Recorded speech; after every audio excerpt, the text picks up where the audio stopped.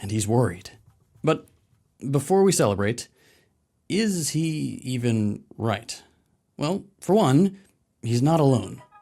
A lot of big, important capitalists have already been sounding the alarm for a while. In 2023, the CEO of the French investment bank Société Générale was saying basically the same thing. And every year since, we've lurched from one disaster to another as this whole thing seems to barely stay afloat. Massive inflation, a year of never-ending layoffs, and now a global trade war and bombing in the Middle East that have put World War III back on the table right as we're being told AI is going to replace everybody.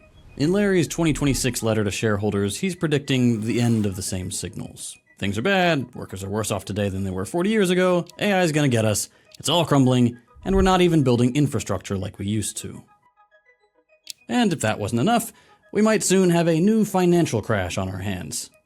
And I'm worried about something worse than a recession. We are headed for a U.S. dollar crisis. When this thing crashes, okay, it's going to crash. When this thing crashes, it's going to be like mashing up the dot-com thing with the financial crisis because this is so much larger. Wall Street execs have recently warned that the private credit market's not looking so good.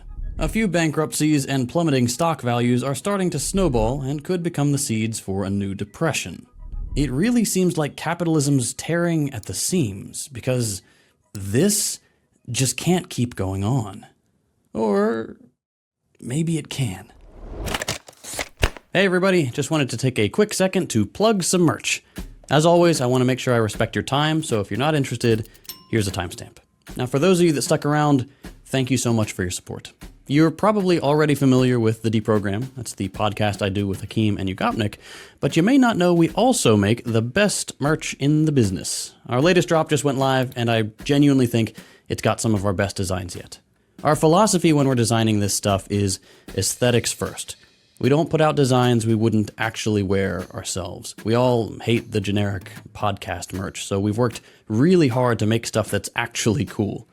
I was hoping to get some of the new designs delivered before I had to record this so I could show you in person, but as usual, I waited too long to order, so please enjoy instead this amazing shirt I found on the clearance rack. Anyway, you can check out the full lineup at deprogramshop.com, and as an added thank you, all Second Thought patrons can get 10% off using the coupon code available at patreon.com/secondthought. Again, that's deprogramshop.com. Thank you for continuing to support the channel. We truly could not do this without you. And now, back to the show. If history's any guide, there's just centuries like this where nothing changes, it all keeps getting worse, and we all suffer.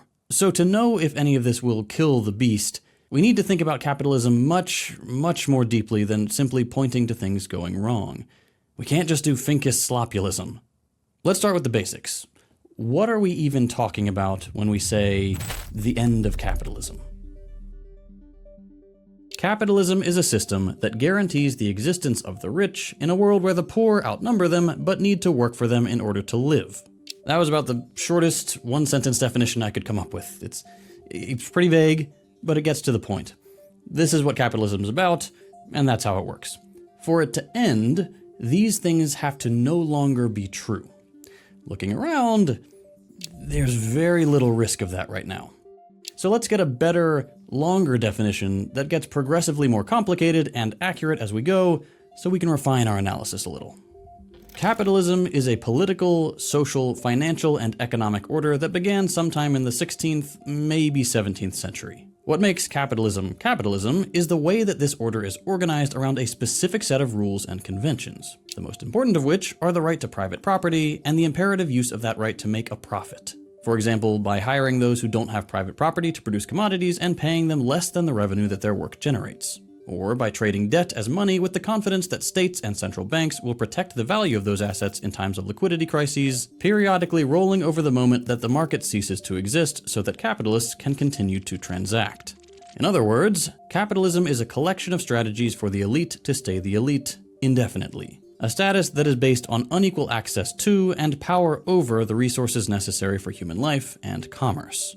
So this is a pretty theoretical definition. No society is ever completely 100% sticking to these rules at every single level of human interaction, whether it's the US, China, Brazil, Russia, South Africa. Every one of these countries has a blend of capitalist and socialist, even feudal conventions overlapping with one another. But in this era of global capitalism, at the end of the day, the biggest decisions boil down to what generates profit for an elite class of businessmen. And for the last century, at least, we've been predicting the end of that. To give you an idea, the term late-stage capitalism has been around for over 100 years. 100 years later, we're still waiting for that to mean we're getting close. Because every time it runs into a crisis, capitalism hasn't died, it's mostly just been tweaked. Take the biggest tweak we've ever seen. After capitalism went through its greatest liquidity crisis in 1929, the stock market crashed and the world went into a 10-year depression. High unemployment, poverty, a nearly 50% cut in production, and price deflation, meaning wages taking a huge hit. Thousands of banks went out of business, millions of people were suddenly living through much scarier times, and all immediately following the peak of robber baron fortunes. If there was ever a moment where you could say that capitalism should have ended, it was then. But it didn't. It was tweaked. Keynesian economics took over as the new governing model of capitalism. The primary imperative, keeping the elite as the elite, didn't go away. But now their status was conditional on new things, like full employment. This is where the New Deal, the welfare state, the Fordist production model all came into being and brought capitalism back from the brink all the way up until the 1970s. Capitalism was saved by disciplining the elite, not challenging their status. But that very thing ultimately became the source of a new crisis. 40 years of wage growth became just too much for capitalists who were making profits, just not faster than workers were getting better off. From the late 70s on, then, capitalists revolted. Capitalism was going to need to get much leaner for workers. And this new era was kicked off with the Volcker shock. A 20% hike in interest rates by the Fed that skyrocketed unemployment and simultaneously set up the US to elect Reagan, the UK to elect Thatcher, and Germany to elect Helmut Kohl. Even countries where socialists were in power, like France, suddenly found themselves forced to change their economic policy drastically.